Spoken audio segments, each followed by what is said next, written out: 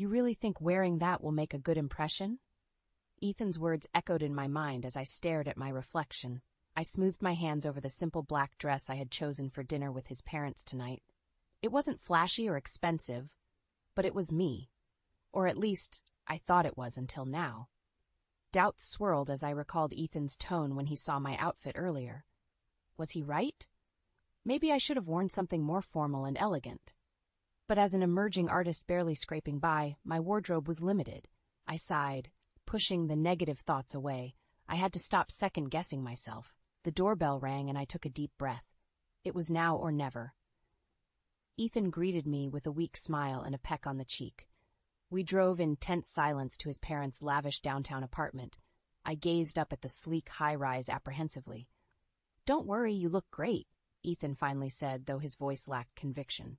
My doubts returned, but before I could respond, we were stepping into the cold marble foyer. The sound of my modest heels echoed loudly. "Ethan, so good of you to come," a tall, imposing man greeted us, Ethan's father, Harold. His eyes moved to me, looking me up and down critically. "And you must be. Marina, is it?" I nodded, extending my hand. He shook it limply before turning away. Come in. Dinner's just being served." The expansive apartment was impeccably decorated, with artwork adorning the walls and luxurious furnishings throughout. I sat awkwardly at the large dining table across from Ethan and his parents. An ornate chandelier hung above us. "So, Marina, Ethan tells me you're an artist?" Harold asked after the salad course was served.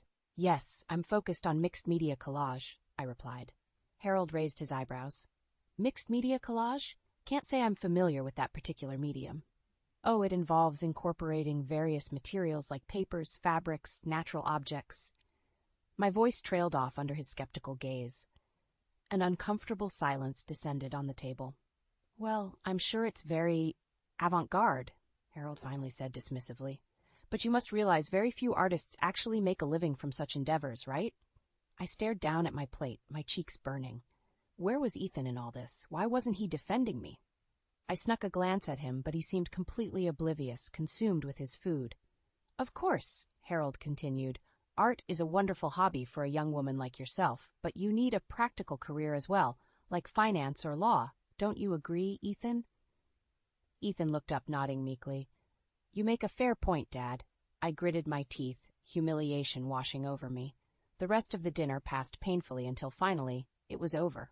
Ethan and I rode the elevator down to the car in silence.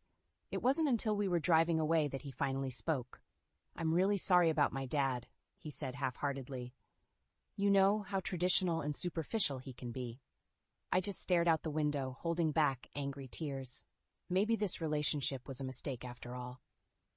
The weekend after the disastrous dinner, I found myself reluctantly agreeing to a second meeting with Ethan's family. Part of me wanted to end things then and there, but another part still clung to the hope that maybe it was just first impressions. Maybe if I tried again, they would see me for who I really am. Ethan seemed genuinely apologetic about his dad's behavior. "Just give him another chance," he pleaded. "He's old-fashioned, but I know if he gets to know you better, he'll come around." I finally acquiesced, though I knew deep down it was a long shot. Harold and the rest of Ethan's family cared about one thing only: status. Still, I had to try for Ethan's sake. I decided to meet with my mentor Louise beforehand, hoping she could provide some encouragement. She was the one who had first encouraged me to pursue art, even when others said it was impractical. "This boy should be standing up for you," Louise said as we sipped tea in her cozy kitchen. "If he doesn't appreciate who you are, then he's not worth it." Her words resonated with me. I had compromised myself too much for Ethan, dimming my light to avoid outshining his inferiority complex. His weakness revealed the hollowness at the core of his ostentatious family. Their lives were dictated by petty hierarchies and prejudices. I left Louise's house with newfound clarity and a bold idea. I decided I would wear one of her pieces, an exquisite jacket made of paper, cardboard, and fabric scraps, to the family dinner. I knew Harold would scoff at it for looking like arts and crafts, but its beauty stemmed from Louise's brilliant technique of transforming discarded materials into art. The night of the dinner came.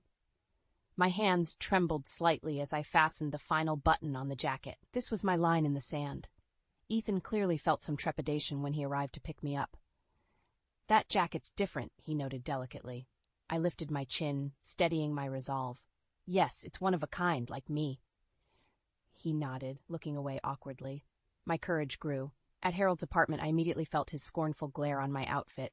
But before he could deride it, I spoke up proudly. "My jacket was handmade by Louise Sanders. I'm sure you've heard of her brilliant found object creations." Harold paused, seeming temporarily impressed. "Louise Sanders? Isn't she that new avant-garde designer featured in Vogue last month?" "The one and the same," I confirmed. "Oh yes, of course," Harold exclaimed with forced enthusiasm. "Her work with recycled materials is so innovative." I smiled victoriously as we sat down to dinner.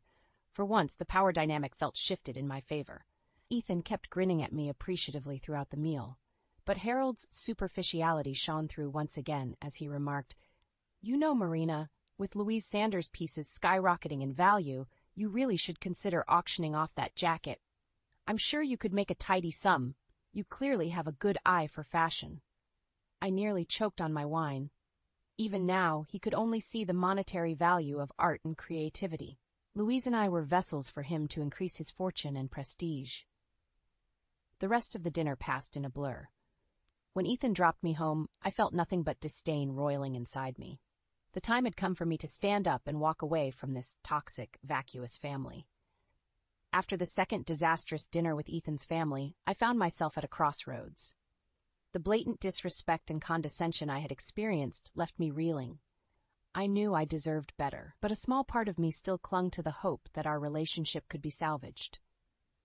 Ethan kept apologizing and begging me for another chance. "It will be different this time, I promise," he pleaded. "Just give them one more chance to get to know the real you." I was reluctant. The first 2 meetings had gone terribly, leaving me feeling belittled and small. But maybe I owed it to Ethan to try one last time before walking away for good. Before agreeing to anything, I met with my mentor Louise again, seeking her wisdom. She listened thoughtfully as I recounted the details of that night. Harold's dismissiveness towards my career, the passive aggression masked as superficial compliments. Louise shook her head, a hint of anger in her eyes. "This whole family sounds toxic, Marina. Sometimes you have to know when enough is enough." I knew she was right. I had compromised myself time and again to appease their egos. I deserved to be with someone who valued me for who I was. Still, there was a tiny part of me that hoped Ethan would finally stand up for me if I gave him this one last chance. I decided to agree to a final dinner, but I would do it on my own terms this time. No more diminishing myself for their comfort. When Ethan arrived to pick me up, I wore an even bolder outfit, adorned with pieces from several emerging designers. I could see the surprise in Ethan's eyes, but he said nothing as we drove to meet his parents. At dinner, Harold's eyes lingered on my clothes with unveiled disdain. Before he could make a snide remark, I spoke up. "I'm wearing some new designers, ones who are doing groundbreaking work experimenting with sustainable materials. Since you have such an interest in fashion, I thought you'd appreciate these conscious pieces." Harold's mouth snapped shut, unable to formulate a response. The rest of Ethan's family shifted uncomfortably. As dinner progressed, I continued speaking out passionately about my beliefs, challenging their superficial mindsets. With each word, I felt myself reclaiming my power. Ethan watched me with a stunned expression, like he was seeing me clearly for the first time. Finally, Harold sneered. "What's gotten into you tonight, Marina? This new attitude of yours is quite off-putting." I smiled calmly as I stood up from my seat. "With all due respect, nothing has gotten into me. This is who I have been all along. But instead of appreciating that, you have dismissed and belittled me at every turn. I see now that our values are simply incompatible. Ethan, I'm sorry, but we're over. I wish you and your family all the best." With that, I turned and walked away from that life forever, my head held high. I stepped out into the night feeling freer than I had in years. It was time for me to focus on people who would value me for who I was.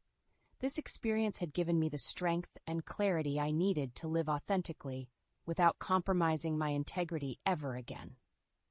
After walking out on Ethan and his family, I was filled with a new sense of purpose. The ultimate revenge would be showing them I could thrive without their approval or validation. I decided to put all my energy into an upcoming gallery showcase organized by my mentor Louise. She had curated an exhibit featuring work from young avant-garde artists like myself. It was the perfect opportunity to announce myself to the Chicago art scene. My centerpiece would be a mixed-media sculpture I had been working on for months, incorporating materials scavenged from thrift stores and garage sales. Each piece represented a fragmented memory from my relationship with Ethan. I wanted to transform that experience into impactful art. In the weeks leading up to the exhibit, I worked day and night on my sculpture. Using blue torches, power tools, and adhesives, I obsessively shaped wire, broken mirror shards, rusted metal, and tattered fabrics into an abstract human form. When the piece was finally complete, Louise came by my studio to see it. I watched nervously as she circled it, taking in every angle. Finally, she spoke. "This is your best work yet, Marina. So raw and yet beautiful. It will stun people." Her validation filled me with confidence. This was the moment I would stake my claim as an important young artist, and Ethan's family would regret ever dismissing me. On the night of the opening, I could hardly breathe as people began trickling into the gallery. The lights illuminated my sculpture provocatively, its jagged edges and distorted shape confrontational, yet captivating. I mingled nervously, awaiting people's reactions, but as I glanced around the room, I did a double take. There in the corner were none other than Ethan and his parents. Our eyes met briefly before Ethan looked away awkwardly. What were they doing here? Louise must have included them on the invite list before everything happened.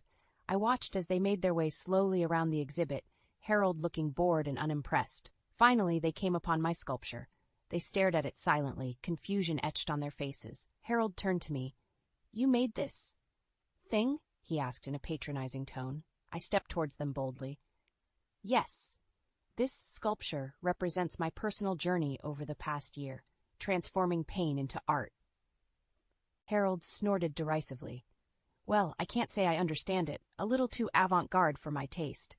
I stood tall, holding his gaze. "Maybe you're just not looking closely enough." Around us, other attendees began taking notice of the tense interaction. Voices murmured, "Isn't that Marina Caldwell, the artist?" Harold shifted uncomfortably under the attention. For once, I felt in control.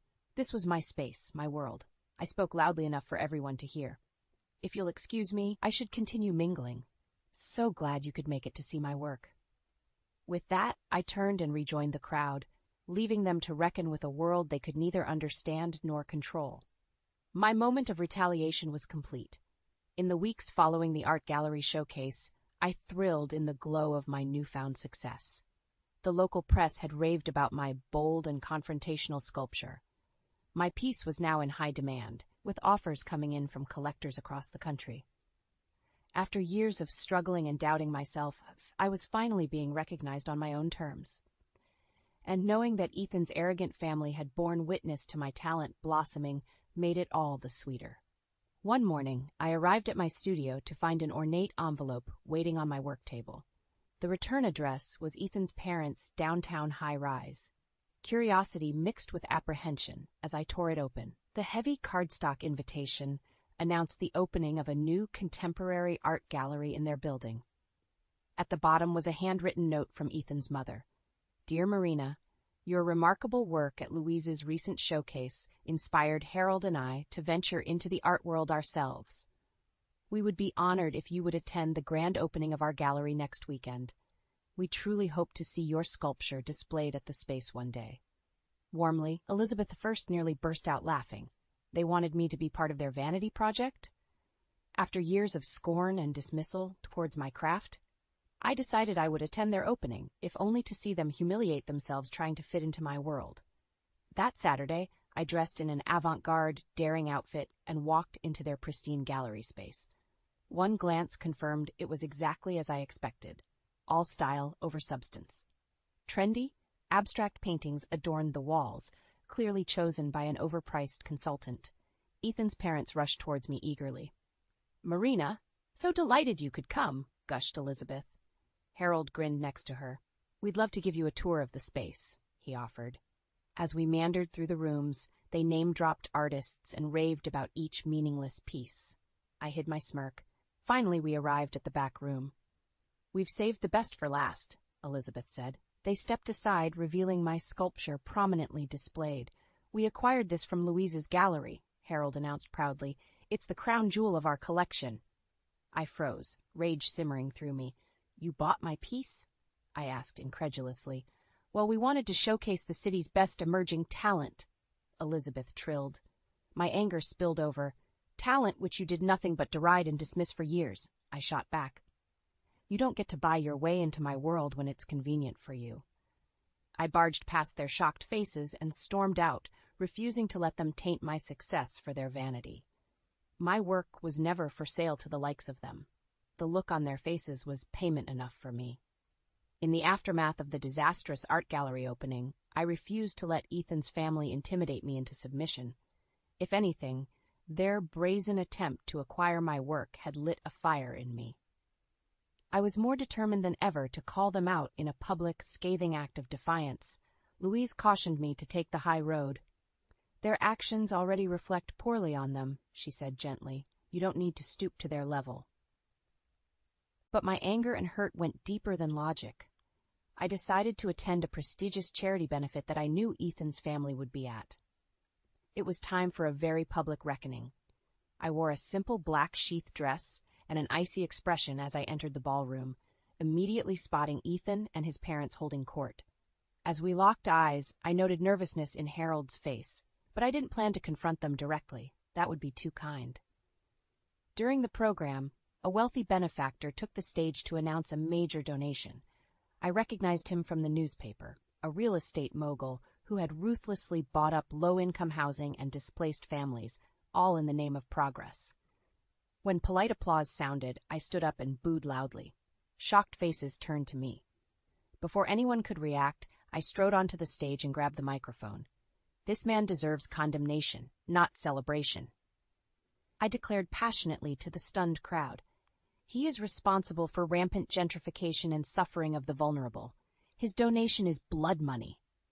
Murmurs arose as security rushed towards me, but I continued staring defiantly until they hauled me away. The story would make headlines tomorrow, I knew. Ethan appeared at my side as I was escorted out. "Marina, what were you thinking?" he hissed. I met his eyes unwaveringly. "The better question is, what are you thinking? Aligning yourself with these toxic elites, letting them stomp on others." My voice rose with anger.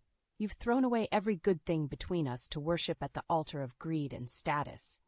I stepped closer and spat out my final blow. "You and your whole damned family deserve each other."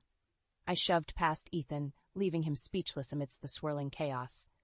My heels clicked across the marble lobby as I strode outside with my head held high, finally free of their grasp. The next weeks passed in a blur. My defiant act had gone viral, with many lauding me as a champion for justice. Galleries and universities invited me to speak. My calendar filled with events and interviews. One morning, my doorbell rang unexpectedly. I opened it to find Ethan holding a single red rose. Before he could speak, I stepped forward and shut the door firmly in his face. I had nothing left to say to him or his family. My sights were set on a new horizon now. Let Ethan's privileged world crumble under the weight of its own rotten foundation. I would continue shining light on those they had trampled. With my new platform, I was only getting started. In the weeks after I publicly denounced Ethan's family, fallout from the scandal spread steadily through Chicago's elite circles. Whispers followed Ethan's parents everywhere, with friends and colleagues carefully avoiding them at social events. Their real estate empire took a hit as partners withdrew investments, not wanting the negative publicity. Harold responded by trying to smooth things over, penning op-eds and making appearances at charity events, but his desperate attempts to salvage his family's reputation only made things worse. Meanwhile, my career catapulted to new heights. The fame from my defiant, viral act earned me features in major publications. Galleries clamored to host my work. Invitations poured in for speaking engagements across the country. It was a gratifying vindication after years of patronization from Ethan's family. They had sneered at my unsophisticated art, oblivious to the raw talent right under their noses. How quickly the tides had changed. At my recent openings, I scanned the room, almost hoping to witness Harold and Elizabeth attending like scorned groupies. but of course they were too humiliated to show their faces now. One evening I arrived home to find an envelope wedged in my door. My guard immediately went up, thinking it was another pathetic plea from Ethan. But the return address was from Louise's gallery. Inside was a printed email between her and a writer for ArtNet News. "Hello, Louise. I'm working on a piece about Chicago's rising art stars and would love to feature Marina Caldwell. Her scathing manifesto against elitism took real courage. Do you have quotes you could contribute about her talent and integrity? Many thanks, Sam." I hugged the note to my chest, Louise's words warming me. Marina has always had a vision and voice far beyond her years. She turns injustice into art that makes you think and feel. Stay tuned, because this is only the beginning for her. After the darkness of recent months, it was profoundly moving to read Louise's unwavering support laid out. No matter what vitriol or opposition I faced, she believed in my gifts. I penned a heartfelt letter to Louise, thanking her for standing by me. I hoped one day I could be that kind of mentor to an emerging creative spirit. That was the only power and legacy I aspired to now. Let Ethan and his family cling to their dwindling status and wealth, constantly looking over their shoulders. I didn't need them or their world.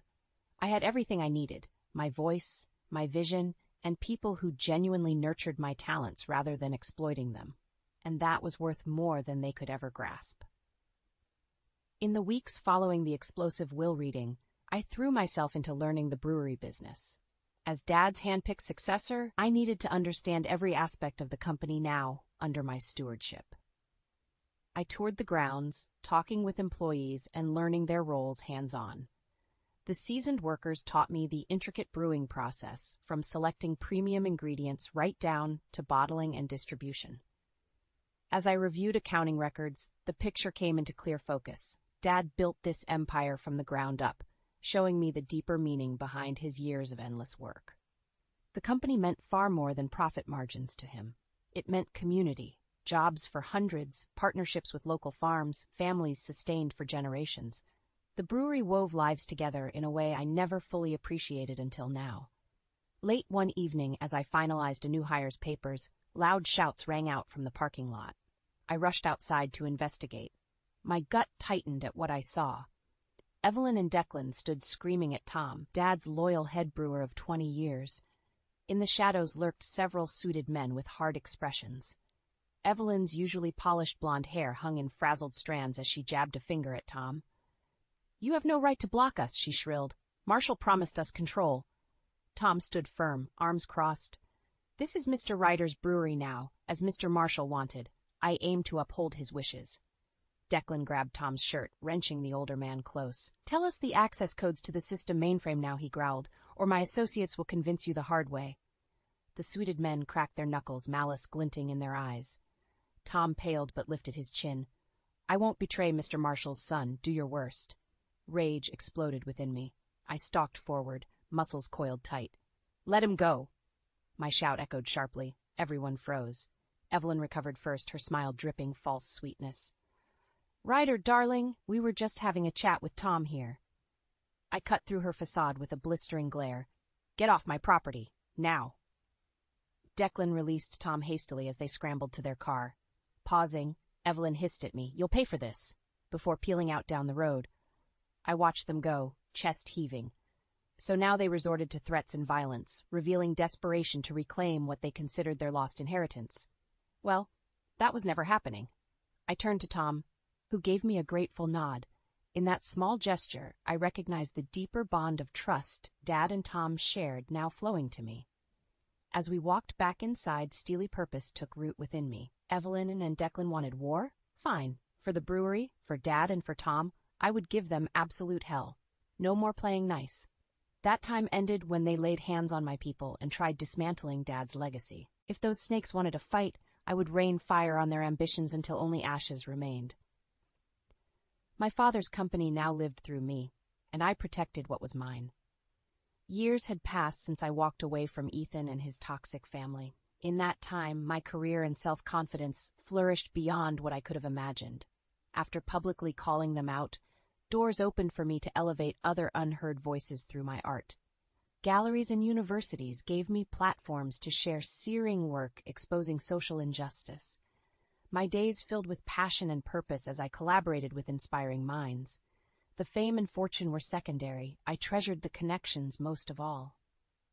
Of course, the curiosity lingered about whatever became of Ethan and his parents after their spectacular downfall.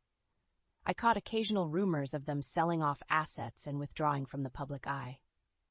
But I felt no desire to follow up or relish their suffering. I had made my point and moved on. Their world held no appeal for me anymore, nor any power over my life path. One morning, an envelope arrived containing a wedding invitation from my friend Sophie, another artist and outspoken spirit. I smiled, remembering late nights working together in my cramped studio, dreaming of the day our voices would be heard. That evening, I eagerly attended her show, first displaying the two of us as young hopefuls. Seeing our unjaded faces juxtaposed with who we had become was profoundly moving. Pride welled up in me for Sophie, and for my own growth. As I gazed at the photos, one figure standing sullenly in the corner caught my eye. Ethan. A part of our history together I had forgotten. Sophie noticed my stare and came over.